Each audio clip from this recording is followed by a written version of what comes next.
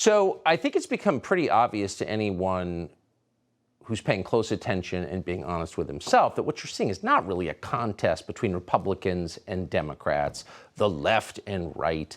It's a contest between the people in charge and everybody else. It's not actually partisan in a traditional sense. There's really one party on the big issues being economics and foreign policy. There's total agreement in Washington. And so once you understand that, then you can go backward into recent history and reassess a lot of the things that you saw through a very different lens. And one of those things is the imprisonment of the Democratic governor of Illinois, Rod Blagojevich. And in retrospect, it's very obvious that he was sent to prison for political reasons, incarcerated for 8 years on bogus corruption charges. His case is a lot more interesting than most people understand. He's learned a lot. He just responded to the indictment of Donald Trump. This is the Democratic former governor of Illinois. And he wrote this, quote, "President Trump fired me, freed me, and now he's getting effed like me. Weaponized prosecutors are destroying our country. It's time for Republicans and Democrats to stand up and defend our Constitution against third world politics." Really a view that speaks for probably the majority in this country. Rod Blagojevich, the former governor, joins us now. Governor, thank you so much for coming on. So tell us I think that tweet kind of summarizes it pretty well, but expand on that a little bit, given your own experience with a similar prosecution. Well, I had the misfortune of being arrested as a sitting governor at 6 o'clock in the morning when my little girls, 5 and 12 years old, were asleep, hadn't gotten up yet for school. And then it was a major event, and I was allegedly trying to sell President-elect Obama's Senate seat. It was a political deal. Obama started the whole thing, sent an emissary to me to talk about a political deal. The appellate court eventually reversed the sale of the Senate seat. It was a big lie, but Winston Churchill said a lie can travel halfway around the world before the truth has a chance to put its pants on. And so I see what they're doing to President Trump, and it's more than deja vu all over again to me. I don't like what they did to me. I would never give in. I fought back, and as a result, for political things, no one even alleges I took a penny.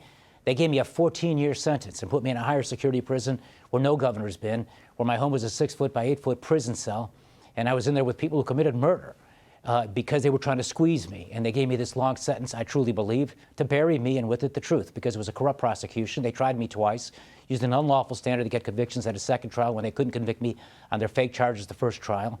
And they did it to a Democrat governor at the AAA level. What they're doing now to President Trump at the major league level is not only frightening, but this is probably, I would say, the most threatening thing to our republic since South Carolina fired shots at Fort Sumter that started the Civil War. This is a very serious thing. And I would say to my fellow Democrats, I was a Democratic governor, the first one to endorse President Obama. I supported Nancy Pelosi when I was a member of Congress.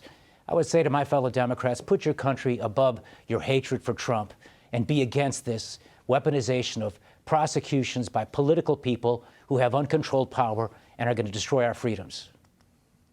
One thing I noticed, and thank you for saying that, and I hope you're not the last Democrat who stands on principle and defends our system, but one of the things I noticed in your prosecution was that nobody defended you.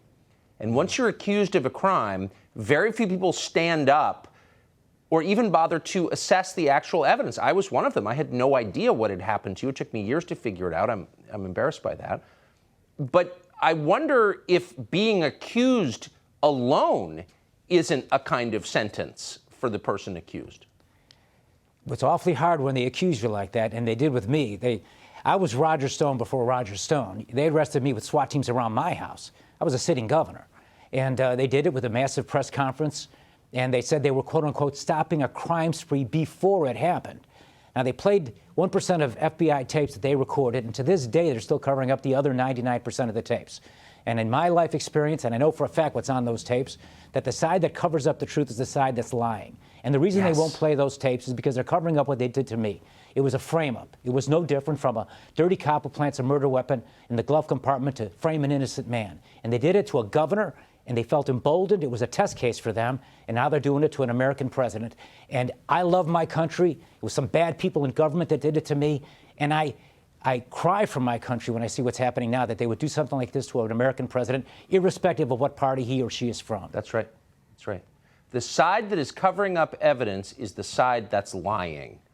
You really need to just put that on the refrigerator, because that is always true. Former Governor Rod Blagojevich joining us tonight. Thank you. Subscribe to the Fox News YouTube channel to catch our nightly opens, stories that are changing the world and changing your life. From Tucker Carlson Tonight.